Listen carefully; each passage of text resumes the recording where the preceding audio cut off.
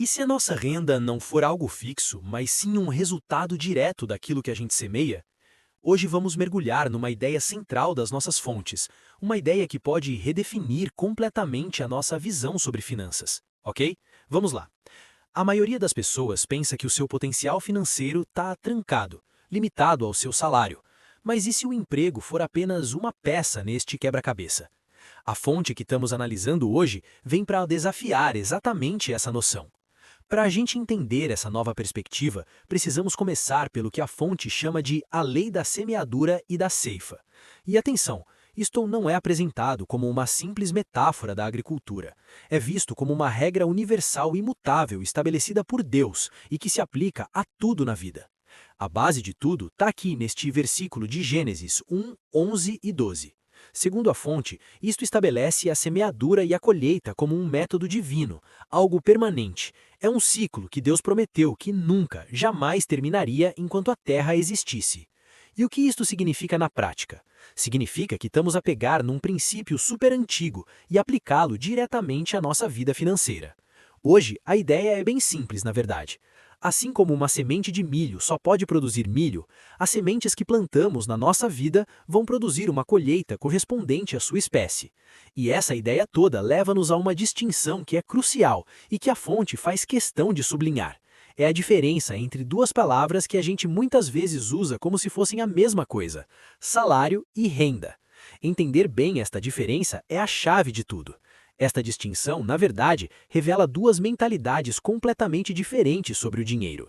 De um lado, temos o salário, algo que se recebe de alguém, que é limitado e que, no fundo, serve para cobrir as necessidades básicas para a subsistência. Do outro lado, a gente tem a renda, algo que se colhe, que é determinado pelas nossas próprias ações e que é projetado para criar abundância, para a prosperidade.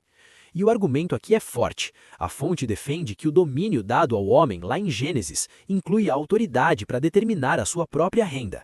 Ou seja, este poder não estaria nas mãos de um chefe, do governo ou da economia, mas sim nas mãos de cada um de nós, através do princípio da semeadura.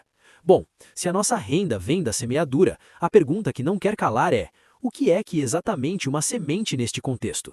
Vamos definir esta ferramenta que, segundo a fonte, é fundamental. Então, a semente é apresentada como o segundo grande dom de Deus à humanidade, logo a seguir ao domínio. Não é só um objeto físico, é uma ferramenta espiritual com um potencial incrível, um poder de crescer e de se multiplicar que já vem dentro dela. A vida está na semente, e aqui a coisa fica ainda mais interessante, porque o conceito é muito amplo. Uma semente não é só o dinheiro que se dá. De acordo com a fonte, os nossos pensamentos, as palavras que a gente declara, as nossas atitudes do dia a dia e os nossos bens, tudo isso pode funcionar como sementes, que uma vez plantadas vão gerar uma colheita. Ok?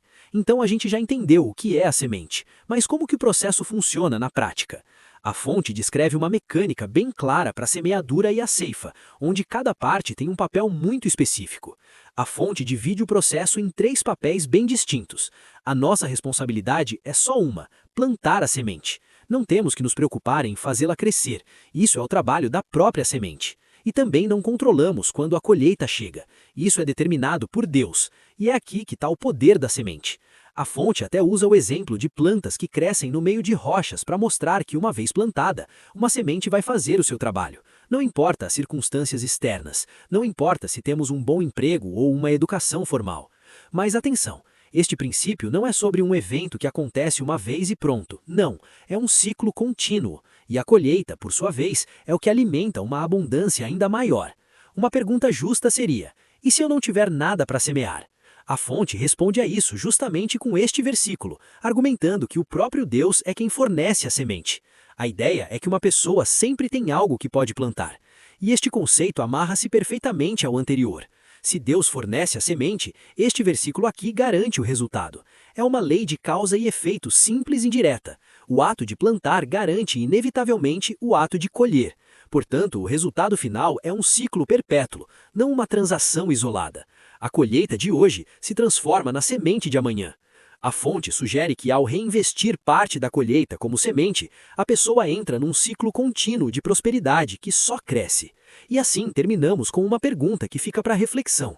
Pensamentos, palavras, atitudes e recursos são todos sementes. Esta análise toda leva-nos a pensar o que é que estamos a plantar nas nossas vidas neste exato momento, porque a colheita de amanhã depende disso.